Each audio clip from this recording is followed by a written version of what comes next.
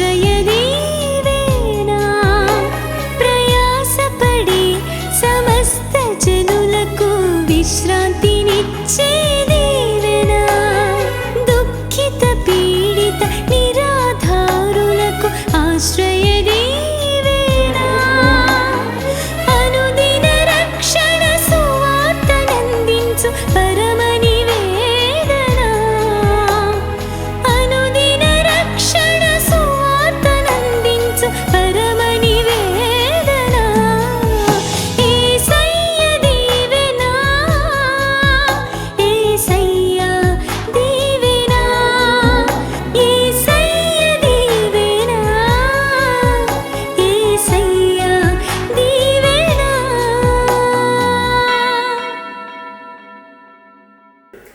యేసయ్య దీవెన అను ఈ ఆధ్యాత్మిక టీవీ కార్యక్రమాన్ని వీక్షిస్తున్న ప్రియ సోదరి సోదరులకు ప్రభువైన యేసుక్రీస్తు నామమున ప్రత్యేక వందనాలు తెలియజేస్తున్నాం. దైవ సందేశాన్ని వినటానికి సిద్ధంగా ఉన్నారు కదూ.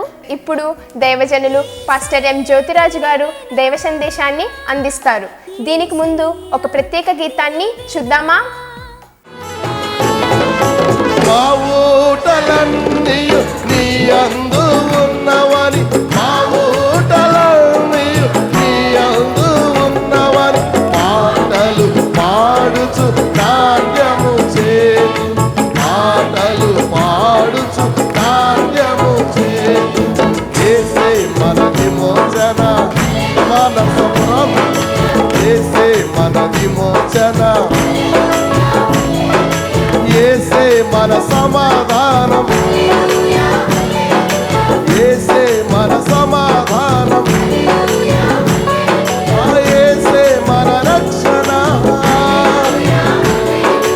యేసే మన రాజు యేసే మన విమోచన యేసే మన సమాధానం యేసే మన రక్షణ యేసే మన రాజు ఇమ్మానుయేలుగా ఇన్నాళ్ళు తోడుగా ఇమ్మానుయేలుగా ఇన్నాళ్ళు తోడుగా జీవాఫలమర్పించి సన్నుతించెదం జీవాఫలమర్పించి సన్నుతించెదం యేసే మన విమోచన యేసే మన సమాధానం యేసే మన రక్షణ యేసే మన రాజు యేసే మన విమోచన. క్రీస్తునందు ప్రియ దేవుని బిడ్డలారా, మన ప్రభు అయిన యేసుక్రీస్తు నామమున మరొకసారి మీకు అందరికీ నా హృదయపూర్వకమైన వందనాలు తెలియజేస్తున్నాను. ఈ దినము దేవుని యొక్క వాక్యముల నుండి మనందరికీ పరిచయమైన ఒక మాటను కొద్ది నిమిషాలు ధ్యానం చేద్దాం. ఆదికాండము 22వ అధ్యాయము 14వ వచనం.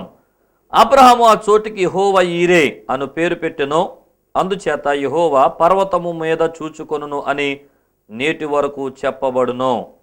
యెహోవా ఈరే అని రాయబడిన ఆ స్థలంలో ఫుట్నోట్లో కింద రాయబడిన మాట యెహోవా చూచుకొనును. దేవుని బిడ్డలారా, ఈ మాట యెహోవా ఈరే అనే మాట తెలియని క్రైస్తవుడు కానీ తెలియని విశ్వాసులు కానీ ఎవరుండరో అందరికీ తెలుసు. పైగా యెహోవా ఈరే అని మాట్లాడుకునేటప్పుడు అబ్రహాముని గురించి మాట్లాడుకుంటుంటే అబ్రహాము పేరు తెలియకుండా ఎవరుండరో. అందరూ ఇష్టపడే గొప్ప భక్తుడు, అందరూ ఆదర్శప్రాయంగా చెప్పుకునే ఒక భక్తుడు, విశ్వాసులకు తండ్రిగా అభినందించేటువంటి ఒక గొప్ప భక్తుడిగా అబ్రహాం మనందరికీ పరిచయం. ఎన్నిసార్లు అబ్రహాముని గురించి ధ్యానం చేసినా దేవుడు ఇంకా ఎన్నో చక్కటి అంశాలు నేర్పిస్తూనే ఉన్నాడు. మరి చాలాసార్లు అబ్రహాముని గురించి అనేక సందర్భాలు మనం వింటాం, నేర్చుకుంటాం. కారణం ఏంటంటే విశ్వాసులకు అతను తండ్రిగా ఉన్నాడు కనుక అతని విశ్వాస జీవితము మన విశ్వాస జీవితాలను అభివృద్ధి పరచుకోవడానికి ఒక మాదిరికరమైనది, ఆదర్శప్రాయమైనది కనుక అనేక పర్యాయాలు అబ్రహాముని మనం జ్ఞాపకం చేసుకుంటూ ఉంటాం. చూడండి, ఈ సందర్భం మనందరికీ తెలుసు. ఆదికాండం 22వ అధ్యాయం. అబ్రహామును దేవుడు పరిశోధించిన ఆరంభించినప్పుడు, ఒక కఠినమైన పరిశోధన గుండా అబ్రహామును నడిపించినప్పుడు, ఆ పరిశోధనలో అబ్రహాము గెలిచిన వాడై తన ఏకైక కుమారుడి ఇస్సాకును బలిమ్మన్న సందర్భంలో బలివ్వడానికి కూడా వెనకాడకుండా దేవుని మనసును దోచిన భక్తుడిగా, అక్కడ తన్ను తాను దేవుని ఎదుట నిజమైన విశ్వాసిగా నిరూపించుకున్న సందర్భం. ఆ సందర్భం అంతా అయిపోయిన తరువాత అతడు ఆ యొక్క స్థలానికి ఒక గుర్తుగా జ్ఞాపకార్థంగా అతడు ఒక పేరు పెట్టాడు. ఆ పేరే యెహోవా ఈరే. దేవుని బిడ్డలారా, మనకు తెలుసు జ్ఞాపకార్థమైన చాలా స్థలాలు ఉంటాయి మనకి. అనేక సందర్భంలో అనేక స్థలాలకు పేర్లు పెట్టినటువంటి పరిస్థితులను పరిశుద్ధ గ్రంథంలో అనేక పర్యాయాలు మనం చదువుతూ ఉంటాం. కొందరు భక్తులు వారి జీవిత అనుభవాల్లో మర్చిపోలేని సందర్భాలు ఉన్నప్పుడు అక్కడ ఒక రాయిని తీసుకొని దానికి ఏదో ఒక పేరు పెట్టడం, దాని జ్ఞాపకార్థంగా అక్కడ నిలపడం అనే సందర్భాలు పరిశుద్ధ గ్రంథంలో చాలా మనం చదువుతూ ఉంటాం. అంతవరకు ఎందుకండి, మనం నివసించేటువంటి ఈ స్థలంలో కూడా అనేకమైన స్థలాలకు ఏదో ఒక చరిత్రతో కూడినటువంటి పేర్లు అనేక స్థలాలకి పెట్టడాన్ని మనం గమనిస్తూ ఉంటాం. అంతేకాదు చాలా స్థలాలకైతే మనుషుల పేర్లు ఉన్నాయి. ఎంతో మంది వ్యక్తుల పేర్లతో కొన్ని స్థలాలను జ్ఞాపకార్థంగా పెట్టినటువంటి ప్రదేశాలు మనకు కనపడతాయి. ఒక రాజకీయ నాయకుడో, ఒక ప్రముఖ శాస్త్రవేత్త, లేకపోతే ఒక ప్రముఖమైన ఏదో ఒక విషయంలో గొప్ప స్థాయికి చేరి మంచి కీర్తిని ప్రతిష్టను మన భారతదేశానికి మన రాష్ట్రానికి తెచ్చిన వ్యక్తులుగా అనేక సార్లు కొన్ని స్థలాలకు వారి పేర్లు పెట్టబడతాయి. మనకు తెలుసు కదా, రాజీవ్ గాంధీ గారి పేరు ఎయిర్పోర్ట్కి పెట్టబడింది. అలాగే ఇప్పుడు ప్రజెంట్ వైఎస్ రాజశేఖర రెడ్డి గారి పేరు కడప జిల్లాకు పెట్టబడింది. ఇలాగ మనం చెప్పుకుంటూ పోతే చాలామంది మనుషుల పేర్లతో అనేక స్థలాలకు జ్ఞాపకార్థంగా పెట్టి ఉంచిన సందర్భాలు. వారొక గొప్ప వ్యక్తులుగా, మరి గుర్తుండవలసినటువంటి వ్యక్తులుగా వారిని గురించి అక్కడ జ్ఞాపకార్థంగా పెట్టబడిన పేర్లుగా అనేక స్థలాలకు పేర్లు మనం చూస్తూ ఉంటాం. కనుక దేవుని బిడ్డలారా, అబ్రహాము జీవితంలో కూడా ఒక మరుపురాని సంఘటన, ఒక మరిచిపోలేని జ్ఞాపకం, ఒక మర్చిపోలేని స్థలం, ఒక మర్చిపోలేని అనుభవం. అదేంటంటే యెహోవా ఈరే అనబడినటువంటి అనుభవం. ఈ మాట యొక్క విలువను కొంచెం లోతుగా గనుక మనం గమనించగలిగితే, అధ్యయనం చేయగలిగితే, ఆలోచించాలి. దేవుని బిడ్డలారా, ఇది చదువుతున్నప్పుడు ఏదో యాదృచ్ఛికంగా అందరూ ఏదో పేరు పెట్టారు కాబట్టి మనం కూడా ఒక పేరు పెట్టేద్దాం అనే రీతిగా ఈ మాట ఉండదు. ఈ మాట చాలా ప్రత్యేకమైన మాటగా కనపడుతుంది. ఒక మాటలో చెప్తాను కదా, అబ్రహామునే తన జీవితాన్ని తన విశ్వాసాన్ని నడిపించిన ఒక చక్కటి మాటగా మనం అర్థం చేసుకోవచ్చు జాగ్రత్తగా దీన్ని ధ్యానం చేస్తే. ఒక నినాదం అంట. నీ మాటని ఏమంటానంటే ఒక నినాదం.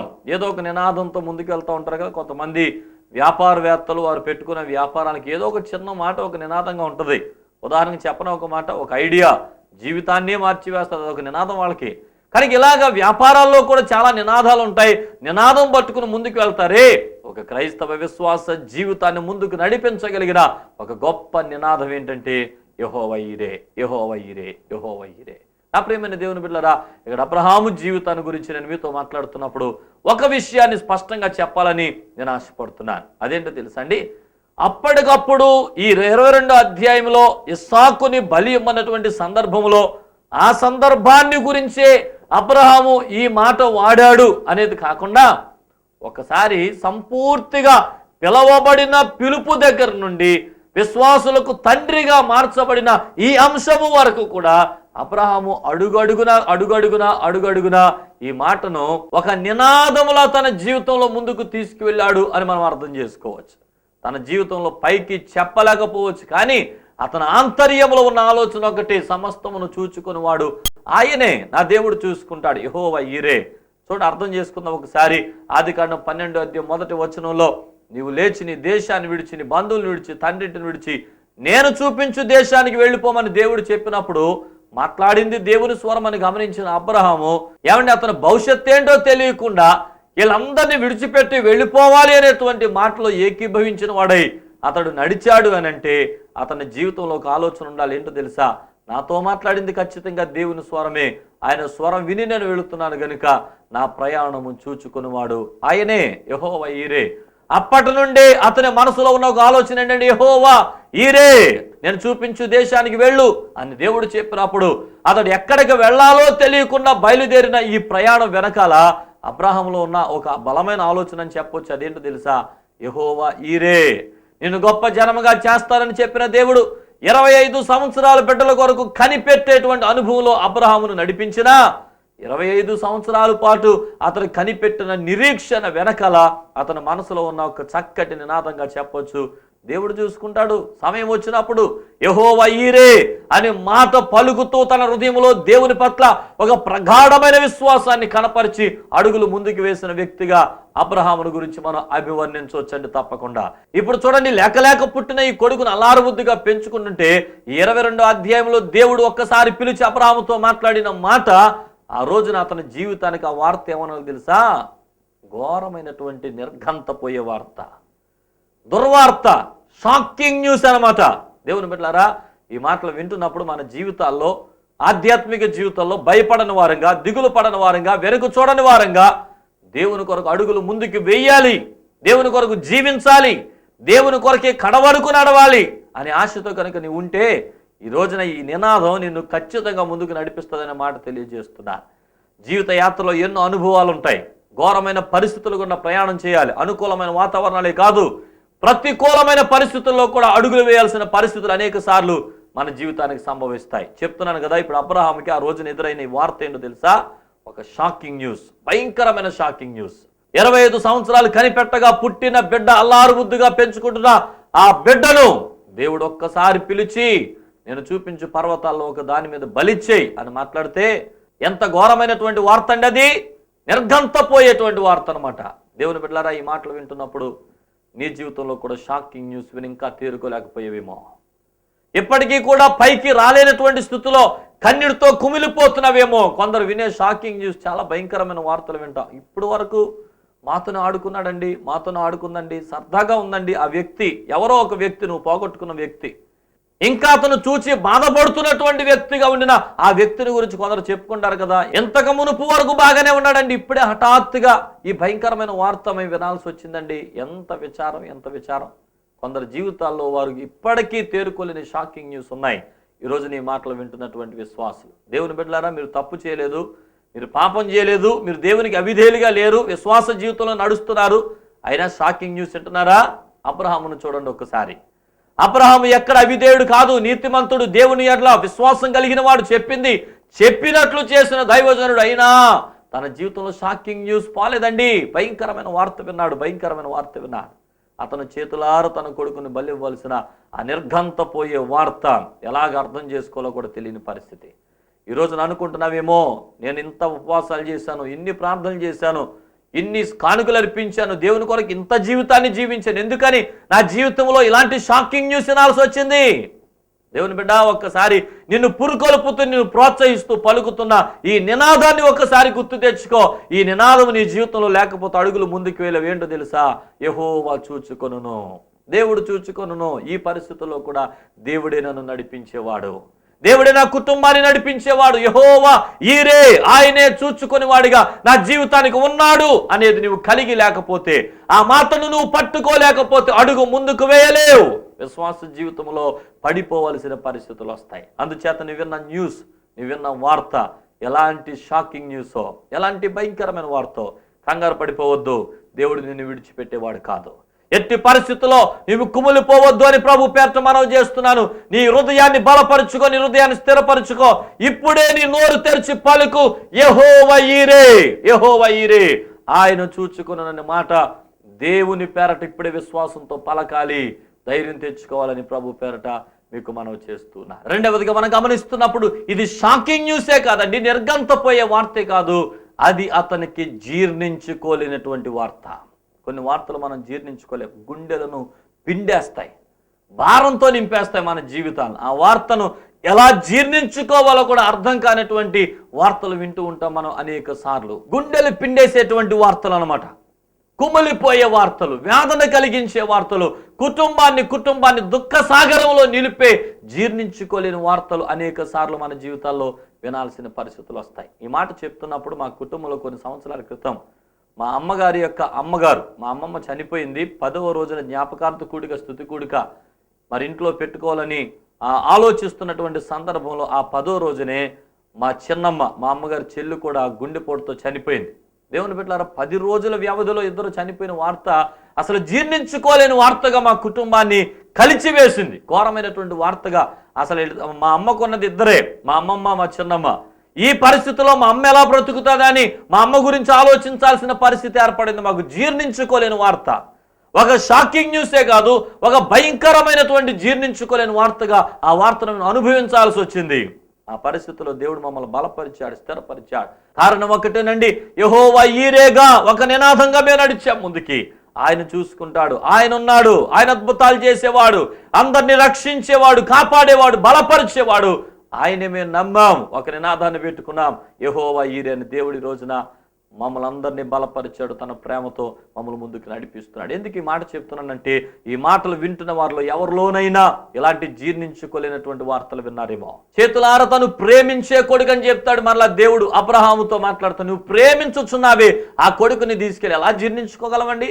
ప్రేమించేదాని ఒక్కసారి సడన్ గా మనకు చేతుల నుండి దూరం అయిపోతుంటే, మనం ఇష్టపడింది మన దగ్గర నుండి దూరం అయిపోతుంటే, మనది నాది అని ప్రేమించిన అంశం మన దగ్గర నుండి దూరం అయిపోతున్నటువంటి ఈ సందర్భాల్లో ఎలా జీర్ణించుకోగలుగుతాం? దేవుని బిడ్డలారా, అబ్రహాము జీర్ణించుకోగలగటానికి ఒకే ఒక్క కారణం కనపడుతుంది. అదేంటో తెలుసా? దేవుడు నన్ను పిలిచాడు, నేను వచ్చాను. ఆయన పని చేయమన్నాడు, చేశాను. నా కొడుకు నిమ్మన్నాడు, యెహోవా ఈరే. ఆయన చూసుకుంటాడు, ఆయన చూసుకుంటాడు. కనుక ఈ రోజున ఈ మాటలు వింటున్న మీ జీవితాల్లో కూడా యెహోవా ఈరే అని మాట నినాదంగా పెట్టుకోగలిగితేనే, ఇలాంటి పరిస్థితుల్లోకి వెళ్ళి నడుస్తుంటే, షాకింగ్ న్యూస్లు వింటూ, నిర్ఘంతపోయే వార్తల ద్వారా, కుమిలిపోయే వార్తల ద్వారా, గుండెలను పిండే వార్తల ద్వారా, జీర్ణించుకోలేని వార్తల ద్వారా నువ్వు ప్రయాణాన్ని కొనసాగిస్తూ ఉంటే, ఈ రోజున వచ్చేయి, ప్రభు చేతుల్లోకి వచ్చేయి. ఆయన నమ్మదగిన వాడు. నీ ఆలోచన మార్చేసుకో. ఏది జరిగినా యెహోవా ఈరే, ఆయన చూసుకుంటాడు, ఆయన చూసుకుంటాడు, ఆయన ఉన్నాడు అని ఈ మాట నువ్వు ముందు పెట్టుకుని నడవగలిగితే, ఈ రోజు నుండి ప్రత్యేకమైన శాంతిని, సమాధానాన్ని, ఆనందాన్ని, ఆశీర్వాదాన్ని, గొప్ప జవాబును పొందగలుగుతావనే మాటను మీ కొరకు జ్ఞాపకం చేస్తున్నాను. చూడండి, త్యాగపూరితమైనటువంటి సమర్పణ అన్నమాట ఇది కదండి. త్యాగపూరితమైనటువంటి సమర్పణ. మన జీవితంలో కొన్నిసార్లు దేవునికి త్యాగపూరితమైన సమర్పణలు అర్పించాల్సిన పరిస్థితులు ఏర్పడతాయి. ఎంత త్యాగంతో కూడిన అర్పణ చూడండి అబ్రహాము చేసింది. విశ్వాస జీవితంలో ఇంకా దేవుని శక్తిని పరిపూర్ణంగా అనుభవించాలంటే, విశ్వాస జీవితంలో దేవుడు ఇంకా నీ భక్తిని మెచ్చాలి అని కోరుకుంటున్నప్పుడు కొన్నిసార్లు త్యాగపూరితమైనటువంటి అర్పణలు దేవునికి మనం అర్పించగలగాలి. కొన్ని పనులు మనం చేయలేం, కానీ అది దేవునికి కావాలి. ఏమంటే అబ్రహాం అది చేయగలిగే పని కాదు, కానీ దేవుడు అడిగాడు దాన్ని. మన జీవితంలో కొన్ని విడిచిపెట్టుకోలేం, కానీ దేవుడి కొరకు విడిచిపెట్టుకోవాల్సిన పరిస్థితులు, కొన్ని పరిస్థితులు మనకు చాలా కష్టంగా అనిపిస్తాయి, కానీ అది దేవునికి కావాలి. కొన్ని కార్యాలు మన జీవితానికి అసాధ్యం అనిపిస్తాయి, కానీ అది దేవుని కొరకు చేయాల్సిన పరిస్థితులుగా కనబడుతూ ఉంటాయి. ఏమంటే ఇలాంటి పరిస్థితులు మన జీవితాల్లో అనేక సార్లు ఎదురవుతూ ఉంటాయి. గుండెలను పిండేసేటువంటి సందర్భాలు మన జీవితంలో ఎదురవుతూ ఉంటాయి, కానీ అది దేవునికి కావాలి. కొన్నిసార్లు దేవుని సన్నిధిలో, దేవుని ఎదుట అలాంటి పరిస్థితులను అనుభవిస్తూ నడవలసినటువంటి స్థితులు మనకి ఏర్పడుతూ ఉంటాయి. అలాంటి పరిస్థితులు నిన్ను శక్తితో నడిపించేది, బలముతో నడిపించేది ఈ చక్కటి నినాదం ఏంటండి? మరలా చెప్పండి, యెహోవా ఈరే. యెహోవా ఈరే అని అనుకుంటే నువ్వు దేవుని కొరకు ఏదైనా చేయగలుగుతావు. దేవుడు చూసుకుంటాడు అని అనుకుంటే కష్టమైన ప్రభు కొరకు విడిచిపెట్టగలుగుతావు. దేవుడు చూసుకుంటాడు, యెహోవా ఈరే అని అనుకుంటే నీకు అసాధ్యమైందైనా దేవుని కొరకు చేయగలుగుతావు. యెహోవా ఈరే, ఆయన చూసుకుంటాడు అని అనుకుంటే గుండెలు పిండేసే వార్త అయినా సరే ప్రభు కోసం అడుగులు ముందుకు వేయగలుగుతావు. కనుక ఈ రోజున నీ యొక్క జీవితంలో ప్రభు కొరకు ఇంకా గొప్ప కార్యాలు చేస్తూ అడుగులు ముందుకు వేయడానికి ఈ రోజు నుండి అడుగడుగున ఒక మాట నేర్చుకో. నీ హృదయంలో అదొక నినాదంగా పెట్టుకో, యెహోవా ఈరే, నా పక్షంగా దేవుడు ఉన్నాడు, ఆయనే చూసుకుంటాడని. ఆయన మీద ఎవరు సంపూర్ణంగా ఆనుకుంటారో అలాంటి వారు ఈ మాటను చెప్పగలుగుతారు. కనుక నా ప్రియమైన దేవుని బిడ్డలారా, ఈ రోజు నీ మాటలు వింటున్నప్పుడు మీరు ఏ పరిస్థితిలో ఉన్నారో, ఏ పరిస్థితిలో ఉన్నారో, ఏ పరిస్థితిలో ఉన్నారో, ఈరోజు నేను చెప్తున్నటువంటి ఈ మాటలను కనుక మీరు అంగీకరించి దేవుని కొరకైన వ్యక్తిగా సంపూర్ణంగా మార్చబడి, ఏ పరిస్థితి అయినా పర్వాలేదండి, దేవుని మాత్రం విడిచిపెట్టను, ఈ పరిస్థితిలో కూడా ఈరోజు నేను చెప్పగలను, యెహోవా ఈరే, ఆయనే చూసుకుంటాడు, ఆయన మీదే నా భారం వేసేస్తాను అనేటువంటి స్థితికి ఈరోజు నేను రావడానికి ఇష్టపడుతున్నాను. ప్రభువుని మాత్రం విడిచిపెట్టనని అబ్రహాము వలె నువ్వు అడుగులు ముందుకు వేస్తున్నప్పుడు దేవుడు నీ కొరకు గొప్ప కార్యాలు చేయగలుగుతాడు. అబ్రహామును దీవించినట్టే నిన్ను కూడా ఆయన దీవించగలుగుతాడు. నా యొక్క విశ్వాస జీవితంలో కూడా ఈ అనుభవాన్ని నేను నేర్చుకున్నాను. ఎన్నోసార్లు చాలామంది అనుకుంటారు దైవ సేవకులకి ఏంటంటే టీవీలోకి వచ్చి చక్కగా మాట్లాడేస్తారు, బోళ్ళని మాటలు చెప్తారు, బోళ్ళంత డబ్బులు ఖర్చు పెడతారు, మీకేంటంటే పేరు, పలుకుబడి, పరపతి, చక్కగా ప్రజల్లో చాలా మంచి పేర్లు ఉంటాయి కాబట్టి మీకేం కష్టాలు ఉండవని అనుకుంటారు కొన్నిసార్లు. అలాగ అనుకోకండి. సేవకులంగా మేము పడే కష్టాలు చాలా ఉన్నాయి. మాకు బోళని బాధలు ఉంటాయి, మాకు కుటుంబాలు ఉన్నాయి. దేవుని సన్నిధిలో పరిశోధించబడేటువంటి పరిస్థితులు వచ్చినప్పుడు మేము శ్రమల గుండా, కష్టాల గుండా, బలహీనతల గుండా, ఘోరమైన విపత్తుల గుండా మేము కూడా ప్రయాణం చేస్తామండి. అలాంటి పరిస్థితుల్లో ఈరోజు నేను ధైర్యంగా చెప్పగలుగుతున్నాను, నా బాల్య దశ నుండి కూడా దేవుని కొరకు జీవించాలని తపన కలిగిన నేను ఈ నినాదాన్ని పెట్టుకున్నాను, యెహోవా ఈరే, యెహోవా ఈరే. దేవుడు పరిశోధించి అనేక సమయాలను మేము ఆహ్వానిస్తున్నాం. మా జీవితంలో శ్రమైన, శోధనైన, కష్టమైన, ఇరుకులైన, ఇబ్బందులైన, ఆర్థిక పరమైన వ్యాధులు కలిగిన, ఏ పరిస్థితి కలిగినా ఒక నినాదంగా పెట్టుకుని అడుగులు ముందుకు వేస్తున్నాను, యెహోవా ఈరే. ఎంతమంది శత్రువులు చుట్టుముట్టినా, ఎంతమంది దాడి చేసినా, ఇదిగో మా ప్రయాణాలు ఎన్ని ఇబ్బందులు కలిగినా, ఆ తినడానికి తిండి ఉన్నా లేకపోయినా, ఎలాంటి పరిస్థితులు మా జీవితంలో సంభవించినా, ఈ రోజున దేవుని కొరకు నిలబడగలుగుతున్నాను అనంటే, దేవుని కొరకు జీవించగలుగుతున్నాను అనంటే, ఎన్నో భయంకరమైనటువంటి మాటల మధ్య ప్రభు కొరకు సాక్ష్యం ఇవ్వగలుగుతున్నానంటే, ఈ చిన్న సేవకుడిగా నేను ఒక మాట చెప్పగలను, దేవుడు చూసుకుంటాడు, యెహోవా ఈరే అనే మాట ఒక నినాదంగా పెట్టుకుని వచ్చాం కనుక ఈ రోజున దేవుని సేవలో దేవుడు ఈ రీతిగా ఆశీర్వదించాడు. అంతేకాదు ఇంకా మాటను ఉపయోగిస్తాను, ఈ రోజుకి కూడా అన్ని పరిస్థితుల్లో యెహోవా ఈరే, ఆయన చూసుకుంటాడు అనేటువంటి చక్కటి ధైర్యాన్ని పెట్టుకుని ఆయన మీదే మా భారమంతా మోపి మా దర్శనాన్ని విశాలపరుచుకుని దేవుని కొరకు ఇంకా గొప్ప కార్యాలు చేయాలనేటువంటి దృక్పథంతో మేము ముందుకు వెళుతున్నాం. కనుక నాకు ఒక ధైర్యం ఉందో తెలుసా, ఎప్పటికీ పడిపోం, ఎప్పటికీ కూడా ఓటమి చూడం, ఎప్పటికీ కూడా శ్రమల్లో దేవుడు మనల్ని నాశనము చేసేవాడు కాదు. నేను ఒక మాట చెప్తాను, ఈ నినాదంతో అడుగులు పెడుతున్న అబ్రహాము జీవితంలో కత్తి పైకెత్తు వరకు పరిశోధించబడ్డాడు, కానీ కత్తి మాత్రం మీదకి పడనివ్వలేదు. మన జీవితాల్లో కొన్నిసార్లు శ్రమలు, శోధనలు, ఇరుకులు, ఇబ్బందులు నాశనమైపోయింది అనే రీతిగా మనకు కనపడతాయి, కానీ నాశనాన్ని దేవుడు నీకు ఇవ్వడండి, ఆశీర్వాదానికి వారసుడిగా పిలిచాడు. ఎప్పుడో తెలుసా, నీవు ఆయన మీద ఆనుకొని యెహోవా ఈరే, ఆయనే చూసుకుంటాడని చెప్పి నీ పూర్ణమైనటువంటి భారాన్ని దేవుని మీద మోపి ఆయనతో కలిసి జీవించడానికి నువ్వు ఇష్టపడినప్పుడు దేవుడు నీ జీవితంలో అద్భుతమైన కార్యాలు జరిగిస్తాడు. అట్టి కృపా దేవుడు మనందరికీ అనుగ్రహించునుగాక. ఆమె. మీరున్న స్థలంలో కళ్ళు మూసుకోండి, తల వంచండి, మీకోసం చిన్న ప్రార్థన చేస్తాను. ఈరోజు నీ మాటలు వింటున్నప్పుడు ఎవరైనా అవునండి, అనేకమైన శ్రమలు, శోధనలు, కష్టాలు, ఇరుకులు, ఇబ్బందులు, వ్యాధుల్లో నా జీవితాన్ని చిన్నభిన్నం చేస్తున్నాయి, ఈ పరిస్థితులు అనేక సార్లు నేను వెనదిరిగిపోతున్నాను, ప్రార్థించలేకపోతున్నాను, అనేక సార్లు ప్రభు కోసం జీవించలేకపోతున్నాను, కానీ ఈరోజు ఈ మాటలు విన్న తర్వాత దేవుడు నాతో మాట్లాడు, నన్ను బలపరుస్తున్నాడు అని ఒకవేళ నువ్వు ఆలోచించుకోగలిగితే ఒక్కసారి ఒక తీర్మానం తీసుకో. ప్రభువా, అబ్రహామును విశ్వాసులకు తండ్రిగా పిలవడానికి ఎన్ని భయంకరమైన పరిస్థితులు గుండా యెహోవా ఈరే అని నడిచాడో, నీవు చూసుకుని వాడు నడిచాడు. నా విశ్వాస జీవితంలో ఇలాంటి నిరీక్షణ నాకు కూడా కావాలి. ఈ రోజు నుండి చెప్తున్నాను, ఏ పరిస్థితి కలిగినా నీవే చూసుకొని వాడవని, యెహోవా ఈరేగా నా పక్షంగా ఉన్నావని నేను అడుగులు ముందుకేయడానికి ఇష్టపడుతున్నానయ్యా, నన్ను దీవించండి అని విరుణ స్థానంలో చిన్న ప్రార్థన చేయగలిగితే ప్రభు ఈ రోజు నుండి గొప్ప కార్యాలు మీకు జరిగిస్తారు. Thank you Jesus. ఈ లోకంలో ఎవరు విడిచినా మనలను విడువని దేవునికి స్వరమెత్తి స్తోత్రాలాపన చేద్దాం. నీవుంటే నాకు అదే చాలయ్యా చెబుదాం.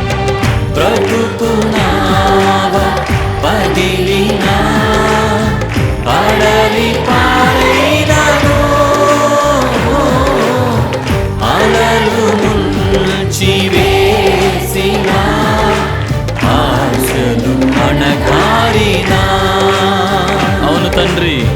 బ్రతుకునావ పగిలినా పడలి పారైనను అలలు ముంచి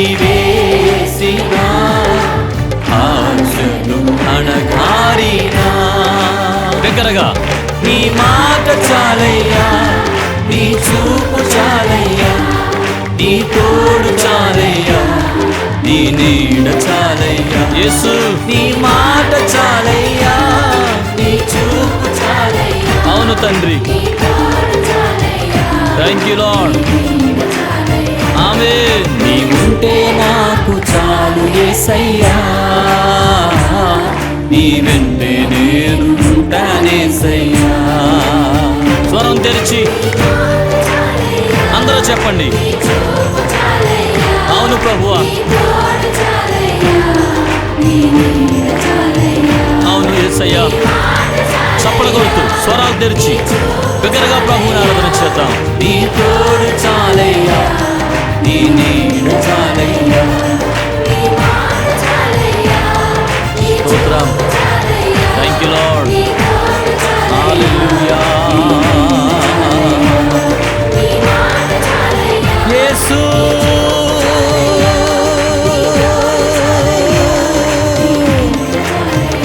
నీవే నా ఆధారము.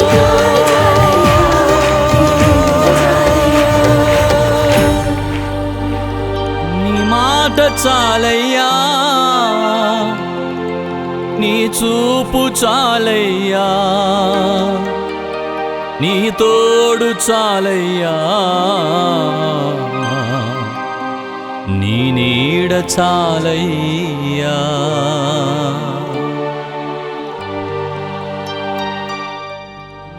ప్రేమ కలిగిన తండ్రి మీకు వందనాలు. ఎంతవరకు మీరు మాట్లాడించిన ప్రతి మాటకు బట్టి నిన్ను స్తుతిస్తున్నాను. ఎంతవరకు వర్తమానమైన ప్రతి బిడ్డల జీవితాల్లో మీ ఆశ్చర్యమైన కార్యాలు జరిగించండి, అద్భుతమైన కార్యాలు జరిగించండి. ఇదిగో తండ్రి, ఈ రోజు నుండి నీవు చూచుచున్న దేవుడువుగా యెహోవా చూచుకొనును అని ఈ రోజు నుండి వారి భారమంతా నీ మీద వేయడానికి ఇష్టపడి ఇదిగో నీతో ఒక ప్రత్యేకమైన అనుభవం కలిగి బిడ్డలు నడవాలని ఆశపడుచుండగా బిడ్డల జీవితంలో మీ ఆశ్చర్య కార్యాలు జరిగించండి. ఎవరు వినకూడని వార్తలు విని వారి మనసులు కలిచివేయబడ్డాయో తండ్రి, ఇదిగో తండ్రి, నిర్ఘంతపోయే షాకింగ్ న్యూస్, లేకపోతే జీర్ణించుకోలేనటువంటి వార్తలు, గుండెల నిండా భారముతో నింపబడిన వార్తలు, ఇదిగో ప్రజలకు సమాధానం చెప్పుకోలేని వార్తలు వారి జీవితంలో ప్రభువా వారికి శ్రమకు గురి చేసిన తండ్రి, ఈ రోజున వారి విశ్వాసం జీవితం ఒక్కసారి నీ చేతులకు సమర్పిస్తున్నట్టుగా మీరే బిడ్డను బలపరచండి.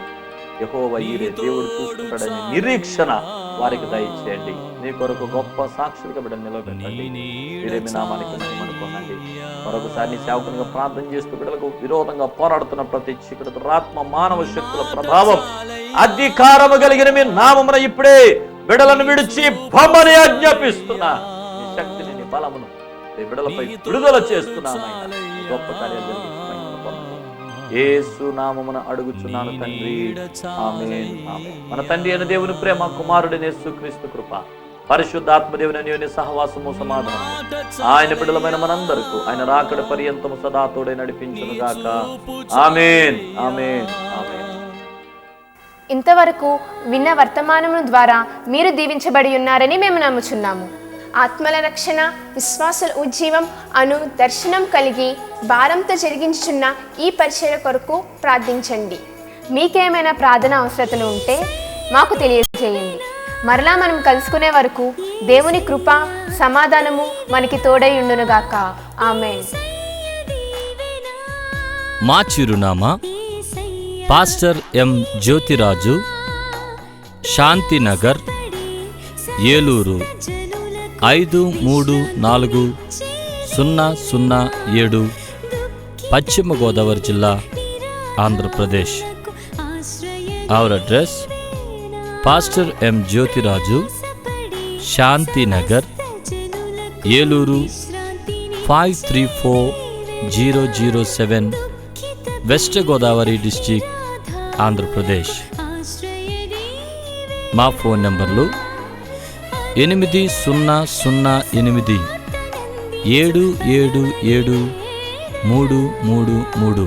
మరియు 800877774444.